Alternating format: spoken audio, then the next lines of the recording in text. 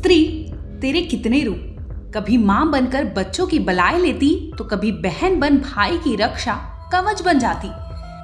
मुसीबत आने पर काली जैसी रौद्र रूप भी धारण करती तो कभी करुणामयी बन परिवार का ढाल बन जाती। लेकिन स्क्रीन पर दिख रही ये स्त्री थोड़ी अलग सी है। ये मध्य प्रदेश के छिंदवाड़ा के पुलिस थाने पहुंची और पुलिस से बोली, साहब मैंने मेरे पति को मार दिया, लाश पड़ोस के सेप्टिक टैंक में फेंक दिया, आप निकलवा लो। ये सुनते ही शिवपुरी पुलिस थाने में मौजूद पुलिस वालों के कान खड़े हो गए। पहले तो उन्हें लगा ये मजाक कर रही थी, लेकिन थोड़ी ही देर बाद पुलिस ने फिर से पूछताछ की तो आशा अपनी बयान पर टिकी रही। अब पुलिस को समझ आ चुका था कि ये महिला जो बोल रही थी वो कहीं ना कहीं सच होने वाला था।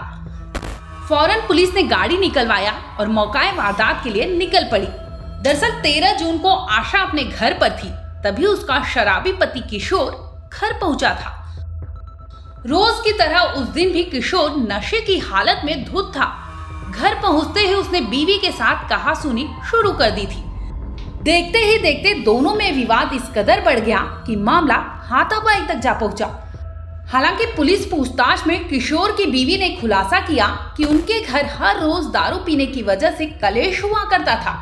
इतना ही नहीं बल्कि मियां बीवी में कई बार हाथापाई तक बात पहुंच जाती थी। वारदात वाले दिन भी कुछ ऐसा ही हुआ था। रोज रोज की किचकिच से आशा अब थक चुकी थी, जिसकी वजह से जैसे ही किशोर ने उस पर हमला बोला वैसे ही आशा अपने घर में रखा गमछा ले आई और गमछे की मदद से उसने अपने पति किशोर का गला दबा दिया। नशे की हाल में होने की वजह से किशोर चाहकर भी अपने आप को नहीं बचा पाया, जिसकी वजह से मौके पर ही उसकी मौत हो चुकी थी। ये तो थी कहानी की पहली कड़ी। अब बात करेंगे उस कड़ी की जहां से आशा का शातिर दिमाग काम किया और आशा ने बड़े ही चालाकी के साथ अपने पति की लाश को ठिकाने लगाने की योजना बना डाली। बताते चले कि पति के शव को छिपाने के लिए बीवी ने कमाल का जुगाड़ लगाया। पड़ोस के ही सेप्टिक टैंक को टारगेट किया और लाश को छिपाने की प्लानिंग में जुट गई। जैसे तैसे उसने अपने पति की लाश को सेप्टिक टैंक में फेंक दिया और फौरन मौकाए वारदात से फरार हो गई। हालांकि आशा मर्डर की कहानी को ज्यादा दिन तक छिपा नहीं सकी, क्योंकि घर के लोगों ने किशोर को लेकर सवाल किया, जिस पर उसने कोई भी जवाब नहीं दिया। आशा 1-2 दिन तक तो परिवार को गोल गोल घुमाती रही, लेकिन इसके बाद फौरन पुलिस थाने जाकर सारा सच खुद ही उगल दिया।